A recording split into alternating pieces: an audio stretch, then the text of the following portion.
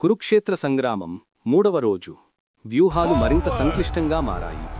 భీష్మ పితామహుడు అజేయమైన గరుడ వ్యూహం గద్ద వ్యూహంను మరోసారి పన్నాడు.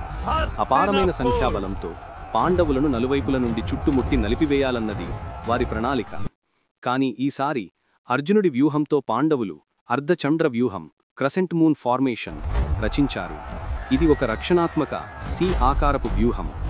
ఆకాశం నుండి చూస్తే దూసుకువస్తున్న గరుడ వ్యూహం యొక్క ముక్కు అర్ధచంద్ర వ్యూహం యొక్క ఖాళీ మధ్యభాగంలోకి దూసుకుపోతున్నట్లు కనిపిస్తుంది. ఇది ఒక ఉచ్చు. ఇది కౌరవుల గరుడ వ్యూహం యొక్క అగ్రభాగం. భీష్ముడి రథం అపారమైన సైన్యాన్ని దాడికి ముందుండి నడిపిస్తోంది. వారి రెక్కలు పాండవ సేనను చుట్టుముట్టడానికి వ్యాపిస్తున్నాయి. ఇప్పుడు మనం పాండవుల అర్ధచంద్ర వ్యూహం యొక్క మధ్యభాగం నుండి చూస్తున్నాం.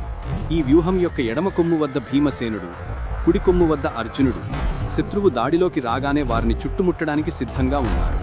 భీష్మ పితామహుడు తన పూర్తి బలంతో ప్రచండంగా దాడి చేస్తున్నాడు.